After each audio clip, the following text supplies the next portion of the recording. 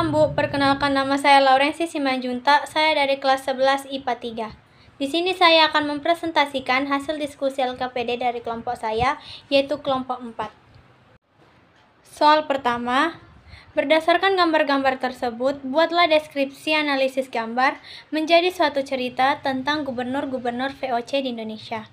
Jawabannya yaitu, gambar tersebut menampilkan para gubernur VOC di Indonesia seperti yang pertama Pieter Bosch, yang kedua Gerald Reyns, yang ketiga Laurent Rearel, dan yang keempat itu ada Pieter D. Carpenter. Mereka adalah tokoh penting dalam sejarah VOC yang berperan dalam menguasai perdagangan di Nusantara. Para gubernur jenderal ini menjalankan kebijakan VOC yang keras seperti monopoli perdagangan dan penguasaan wilayah strategis. Mereka melakukan perjanjian dengan kerajaan-kerajaan lokal dan menerapkan kebijakan yang merugikan rakyat Indonesia. Soal kedua, bagaimana awal terjadinya perbudakan terjadi di Indonesia?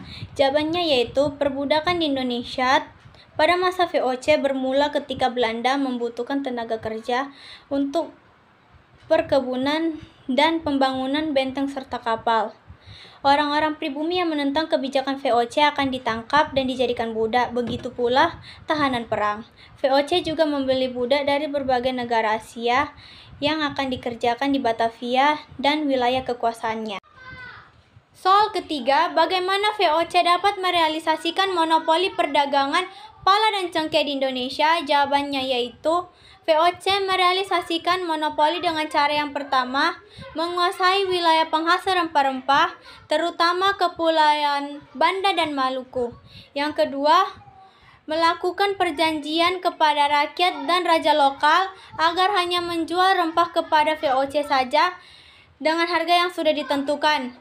Yang ketiga, menghancurkan tanaman rempah di luar wilayah kekuasaan mereka agar tidak ada pihak lain yang bisa berdagang. Yang pertama ada Pieter Bosch, menjabat sebagai gubernur pertama VOC pada tahun 1610 sampai 1614.